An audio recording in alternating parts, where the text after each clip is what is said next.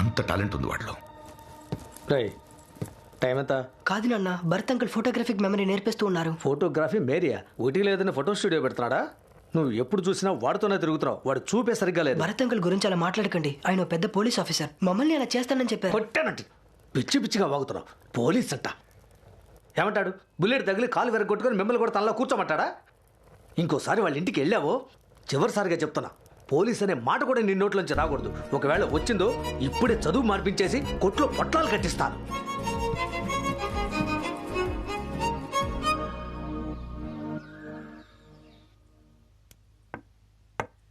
ఓ, నా రానికే గురి పెడుతున్నావా? ఇప్పుడేం చేయబోతున్నావు? సూర్య, నువ్వెంత ట్రై చేసినా నా రాణిని టచ్ చేయలేవు. చెక్. నీకింక మూవే లేదురా. Check mate. రాజీవ్, రే నాన్న పిలుస్తున్నారు, వస్తానుండు.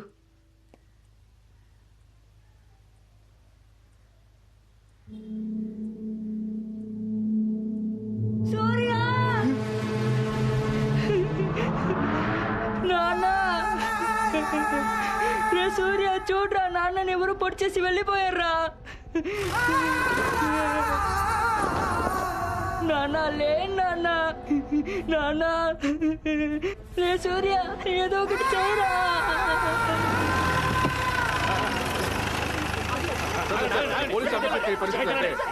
ఇలా చూడండి, ఆయన ఒక ఎక్స్-సిబిఐ ఆఫీసర్. 4-5 ఇంట్లోకి దూరి పొడి చేశారు. మేము ఇన్వెస్టిగేట్ చేస్తున్నాం. Please don't disturb. మా డ్యూటీ మమ్మల్ని చేయనివ్వండి. మీరు అసలు మారా? కూర్చోండి, కూర్చోండి. బాబు, నువ్వెవరు? నీకు ఆ ఇంట్లో ఏంటి పని? సార్, నాది పక్కెళ్ళి సార్. నేను రాజు చేసి ఆడుకుంటూ ఉన్నాం. నేను ఎప్పుడు అక్కడే ఉంటాను సార్. ఎప్పుడు అక్కడే ఉంటావా? ఎందుకు? భరత్ అంకుల్ మాకు పోలీస్ ట్రైనింగ్ ఇచ్చేవారు సార్. పోలీస్ ట్రైనింగా? ఏమంటున్నావురా? వివరంగా చెప్పు. సార్, జీప్ లో తప్పించుకున్న వాళ్ళని వదిలేసి ఎవిడెన్స్ పట్టించుకోకుండా మమ్మల్ని అక్యూజ్ లో క్వశ్చన్ చేస్తున్నారు. రే, చెప్పు తెగుద్ది. నన్నే ప్రశ్నిస్తున్నావా? లోపలేసి కాళ్ళు చేతులు విరిచేస్తా. మీకు రైట్స్ లేవు సార్. ముందు మైనర్ పిల్లల్ని స్టేషన్ తీసుకురావడమే తప్పు. ఏంట్రా నా బిడ్డకి తెలియదు సార్. వాడిని వదిలేయండి సార్. పెద్ద ఇలా రూల్స్ మాట్లాడుతున్నాడు. పోలీస్ ట్రైనింగ్ అని నాతోనే అంటున్నాడు. అయితే మేము ఇక్కడ వేరు చిగుతూ కూర్చున్నామా? వారు అబద్ధం చెప్పట్లేదు సార్. ఇప్పుడు మమ్మల్ని క్రైమ్ సీన్ కి తీసుకెళ్తే మేము మీ ఇన్వెస్టిగేషన్ కి హెల్ప్ చేయగలం సార్. బాబు, వయసుకు తగ్గట్టు మాట్లాడు బాబు. సార్, ఆయన పేక ముక్కలతో ఏవో లెక్కలు నేర్పిస్తుంటారు. నాకు ఆ మాత్రం కూడా రాదు సార్. అది నేర్చుకోవడానికి అప్పుడప్పుడు వీడు వాళ్ళ ఇంటికి వెళ్తాడు సార్. సార్, ఇంతవరకు నా మీద ఏ కంప్లైంట్ లేదు. ఆయన ఇంటికి పక్కిల్లు నాది. నాకు ఇంకే వివరాలు తెలియదు. కాదు నాన్న, జీప్ వెళ్ళడం మేము చూసాం నాన్న. పూర్తిగా తెలియకుండా ఏం మాట్లాడుకున్నా. అయ్యా, నా బిడ్డను పోలీస్ స్టేషన్ లో చూడలేకపోతున్నానయ్యా. దయచేసి వదిలేయండి అయ్యా. కృష్ణస్వామి, నువ్వైనా చెప్పొచ్చుగా. సార్, అన్న ఏ గోళ గొడవకు వెళ్ళరు సార్. ఆయన ఏంటో ఆయన పని ఏంటో ఉంటారు సార్. ఇది మామూలు మర్డర్ కేసు కాదు. Highly sensitive police murder. Department పరువుకు సంబంధించింది. దీని లోతుల్లోకి వెళ్లి నేరస్తుల్ని కనిపెట్టమని ఆర్డర్. జీపులో వెళ్లిన వాళ్ళు వీధి దాటే లోపల స్తంభాన్ని గుద్దుకుని జీపును అక్కడే వదిలేసి వెళ్లిపోయారు. ఈ పిల్లలే వాళ్ళని చూసిన ఐ విట్నెస్. ఇలా చూడవయ్యా, ఈ ఏరియాలో ఉన్న ప్రతి క్రిమినల్ ని రమ్మంటాను. వీళ్లే వాళ్ళని ఐడెంటిఫై చేయాలి. ఏమయ్యా, వీళ్ళ అడ్రస్, ఫోన్ నంబర్లు తీసుకున్నావుగా? అన్ని రాసి తీసుకున్నాను సార్. ఇదిగో ఇలా చూడు పచ్చారి కొట్టు. ఎప్పుడు పిలిచినా పిల్లాన్ని తీసుకురావాలి, అర్థమైందా? రాజుని తీసుకెళ్దా నాన్న? రాజు నా ఫ్రెండ్ నాన్న. వాడిని మధ్య తీసుకెళ్దా నాన్న? ఆగన్నా. ఏంటన్నా, ఇన్నాళ్ళు రిస్క్ వద్దు అని అంటూ ఇప్పుడు ఇంత పెద్ద కేసులు ఇరుక్కుపోయావేంటన్నా? ఈ ఇన్స్పెక్టర్ అదో టైపు. ఈ కేసులో కూడా ఎన్నో తిరకాసులున్నాయన్నా. అంతేకాదు, మర్డర్ చేసిన వాళ్ళు ఫ్రీగా ఇంకా బయటే తిరుగుతున్నారు. అన్నా, నేను మాట చెప్తే వింటావుగా? పిల్లాడు మైనరు. వాడి పేరు మీద ఇంకా ఎఫ్ఐఆర్ రాయలేదు. నువ్వు ఇంకేం ఆలోచించకుండా అర్జెంట్ గా ఈ రోజులు పెట్టి వెళ్ళిపో అన్నా. ఇదిగో వస్తున్నాను సార్. హత్య జరిగిన 6 గంటల ఎవిడెన్స్ తో వాళ్ళని పట్టుకోపోతే వాళ్ళని పట్టుకోవడం కష్టమవుతుంది. నన్ను 10 నిమిషాలు ఆ ఇంటికి తీసుకెళ్ళండి. భరత్ అంకుల్ని ఎవరు చెప్పారో నేనే కనిపెట్టేస్తాను. ఏమైందిరా నీకు? పిచ్చి పిచ్చిగా వాగుతున్నావు. వచ్చిన వాళ్ళు నిన్ను పడి చేస్తుంటే ఏం చేస్తుంటావు? ఆ ఇంటికి వెళ్ళొద్దు అని మొత్తుకున్నాను. నా మాట విన్నావా? రే సూర్య, నేను బతికేది నీకోసం. నాకంటూ ఉన్నది నువ్వు ఒక్కడవేరా. అమ్మకేం జరిగిందో మర్చిపోయావా? ఊరు సమస్యనే అమ్మ వెళ్ళింది. తను మళ్ళీ శవంగానేగా వచ్చింది. ఊరు సమస్య తీరింది, కానీ సంతోషంగా ఉన్న మన కుటుంబం రోడ్డున పడింది. ఇవన్నీ మర్చిపోవాలనే కదా మనం ఎక్కడో ఏలూరు నుంచి ఊటీ వచ్చి సెటిల్ అయ్యాం. ఇప్పుడు మళ్ళీ నీ వల్ల అదే సమస్య రావాలా? నీకు ఇంతకన్నా అర్థమయ్యేలా ఎలా చెప్పను?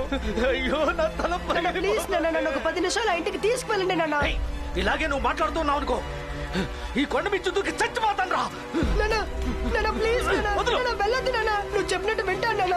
నాన్న ప్లీజ్ నాన్న, నువ్వేం చెప్పినా వింటాను నాన్న. అయితే నాకు మాట ఇవ్వరా. పోలీసు ఉద్యోగానికి వెళ్ళనని, జీవితంలో రిస్క్ తీసుకోనని, ఏ గొడవలకు వెళ్ళనని మాటివ్వు. నా మాట ఎప్పుడు జవదాటనని మాటివ్వు. నేను ప్రాణాలతో ఉండాలంటే మాటివ్వు. నాకు మాట ఇవ్వరా.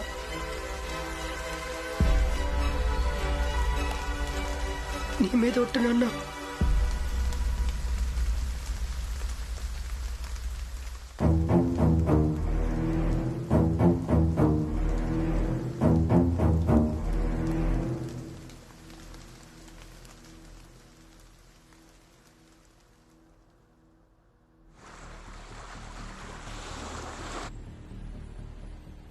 కావాలి కావాలి మా పాస్పోర్ట్లు కావాలి కావాలి కావాలి మా పాస్పోర్ట్లు కావాలి దేశం కాని దేశం వచ్చా తెలుగు వారంటే దేశం కాని దేశం వచ్చా తెలుగు వారంటే కావాలి కావాలి మా పాస్పోర్ట్లు కావాలి కావాలి కావాలి ఆపండి ఎందుకు పోరాటం అన్నా? దాదాపు 150 మంది 3 నెలలుగా పని లేకుండా ఉన్నాం. ఇందులో జీతాల బాకీ ఒకటి. కొన్ని ఊరికి వెళ్ళిపోదాం అనుకున్నా ఎవరు వెళ్ళలేని పరిస్థితి. పాస్పోర్ట్లు కూడా ఇవ్వనంటున్నారు. తిండి కూడా గతి లేక రోడ్ల మీద ప్లాట్ఫామ్ల మీద అనాథల్లా పడుకుంటున్నాం. మాకు మా జీతాలు ఇవ్వకపోయినా పర్వాలేదన్నా, మా పాస్పోర్ట్లు తిరిగి ఇచ్చామని చాలు. వాళ్ళకు దండం పెట్టి మా సొంతలకి మేము పోతాం.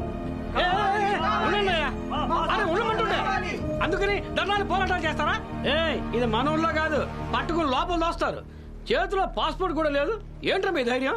ఈశ్వరమూర్తి అని మన తెలుగు ఆయన ఇక్కడ ఆఫీసరు, ఆయనే నన్ను రమ్మన్నారు. వెళ్ళి ఏం చేయాలో మాట్లాడొస్తాను.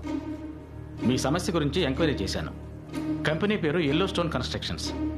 ఓనర్ చైనా వాడు. వర్క్ పర్మిట్ ఎప్పుడో క్యాన్సిల్ అయిపోయింది. వాళ్ళు ఎక్కడికైనా వెళ్ళి పని చేసుకోవచ్చు అంటున్నాడు. సార్ వాడు అబద్ధాలు ఆడుతున్నాడు సార్. వేరే పనికి వెళ్ళిపోకూడదని వాడు అబద్ధాలు ఆడుతున్నాడు సార్. అవును తెలుసు, కానీ చట్ట ప్రకారం దాన్ని నిరూపించడానికి నెలలు పట్టొచ్చు. మీరు కంపెనీ వాళ్ళని అడగాలి. ఇక్కడికి వచ్చే ముందే వాడి అన్ని పేపర్ల మీద సంతకాలు పెడుతున్నారు, పాస్పోర్ట్లు ఇచ్చేస్తున్నారు. ఇప్పుడు సమస్య అంటే నా దగ్గరికి వస్తున్నారు. ఐఎమ్ సారీ గణేష్, ఈ విషయంలో కంపెనీ వాళ్ళ హెల్ప్ లేకుండా నేను మీకేమీ చేయలేను. సార్ సంవత్సరాలుగా వాళ్ళకి చాకరీ చేశారు సార్, కానీ ఇప్పుడు సెక్యూరిటీతో బిచ్చగాళ్ళలా తరిమి కొడుతున్నారు సార్. మేమంతా మిమ్మల్ని నమ్ముకున్నాం, ఏదో చేయండి సార్ ప్లీజ్ సార్.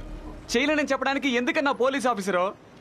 ఇదిగో ఇటు బాబు ప్రాణాల కోసం పోరాడుతున్నాడు. పోయేలోగా వీడు వెళ్ళి ఆయన పాపం చూస్తాడో లేదో ఎవ్వడికి తెలీదు.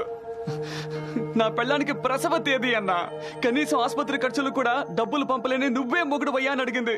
నేను ఇక్కడున్న పరిస్థితిని మెంగను లేక కక్కను లేక పో అన్నా, చచ్చిపోదాం అనిపిస్తుంది. నేను మీకోసం కదా కొట్టుకుంటున్నాను, ధైర్యంగా ఉన్నాను రా.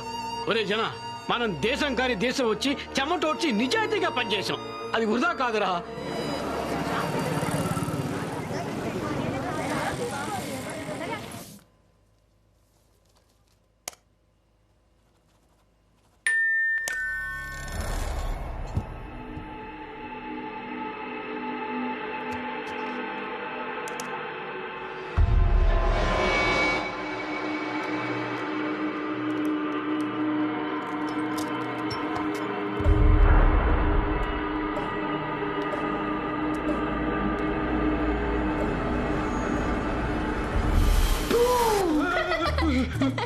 అదే పిశాచి చిట్టి, పింకి చిట్టి. అవును, సీసీటీవీ కెమెరాలో కూడా కనిపించుకోవడం లోపలికి ఎలా వచ్చావు? అది సీక్రెట్. ఈసారి మీరు భయపడ్డారు కదా. ఎవరు భయపడ్డారు? పెద్దవాళ్ళు భయపడినట్టుగా నటిస్తే పిల్లలకి బాగా ఇష్టం. నేను ఎలా మోసం చేశానో చూసావా?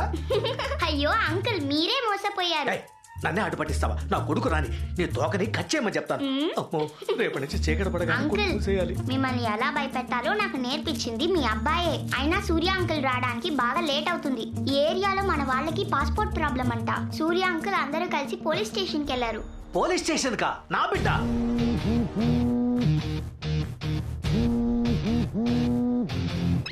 హలో సూర్య, ఎక్కడున్నావు? దీపావళి వస్తుంది కదా నాన్న, మన షాప్ కి బోల్డ్ అని ఆర్డర్స్ వచ్చాయి. అందుకే హోల్సేల్ లో పాల్గొనడానికి వచ్చాను. ఏనన్నా? పాలా? పోలీస్ స్టేషన్ ఏదో ప్రాబ్లం అంట. మన ఊరు వాళ్ళంతా అక్కడే ఉన్నారంట. నువ్వు అక్కడే ఉన్నావని ఒక పెద్ద మనిషి చెప్పింది. Police station? నేను అలాంటి చోటుకి వెళ్తానా? రిస్క్ కదా నాన్న. సారీ బాబు, సారీ. ఏ టైంలో ఫోన్ చేసి నిన్ను డిస్టర్బ్ చేశాను. ఇప్పుడు చెప్పు, ఈ సంవత్సరం స్వీట్ ఏంటి స్పెషల్? హల్వా నాన్న. సూపర్ నాన్న. చూసావమ్మా, పాల ప్యాకెట్లు కొనడానికి వెళ్ళాడు. అలా పెంచాను వాణ్ణి. నా బిడ్డ. ఎవరు ఎన్ని చెప్పినా ఏ నాటికి ఎలాంటి రిస్క్ తీసుకోవడమ్మా.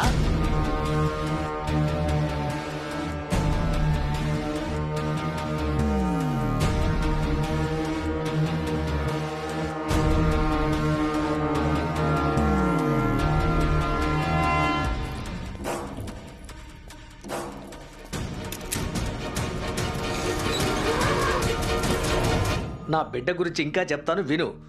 వాడెప్పుడు సరైన దారిలోనే వెళతాడు. చిన్నప్పటి నుంచి అడ్డదారంటే వాడికి అస్సలు తెలియదు.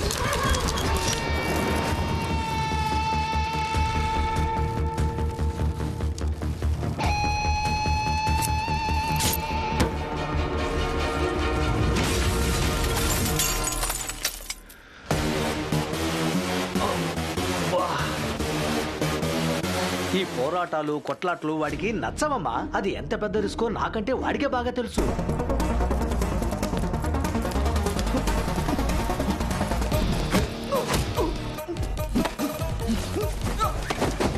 సూర్య, ఏంట్రా అద్దం పగిలిన సౌండ్? అర్థం కాదు పళ్ళు. జీపీఎస్ ట్రాకర్ వెంటనే చెక్ చేయి. రేయ్, ఇందులో ఏం అర్థం కావట్లేదురా.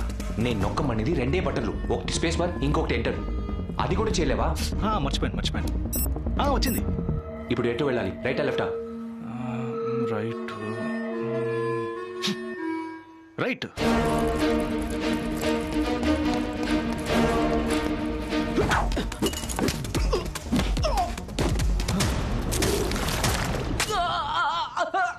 రే, లాకర్ రూమ్ ఎక్కడుంది? నువ్వు వెళ్ళే డైరెక్షన్ లో స్ట్రైట్ గా వెళ్ళు.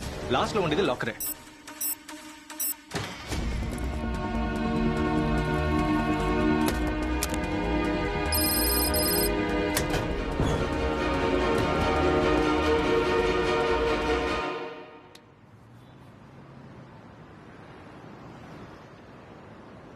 రే జన, ఏంటి పిచ్చ ఆకలిగా ఉంది. నేను మాత్రం బిర్యానీ తిని మిఠాయికిళ్ళు వేసుకుని పడుకున్నానా?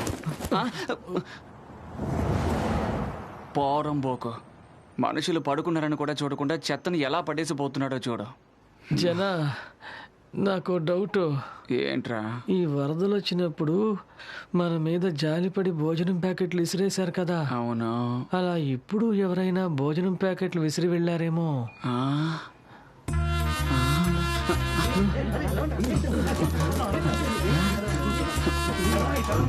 ఒట్టి పేపర్లు, ప్లాస్టిక్ కవర్లేరా? పాస్పోర్ట్లు రా, జీతం డబ్బులు కూడా ఉన్నాయిరా. రమేష్, ఇదిగరా మళ్ళీ మన పాస్పోర్ట్లు రా. ఇక మనం ఇష్టం వచ్చినట్టు పని చేసుకోవచ్చు.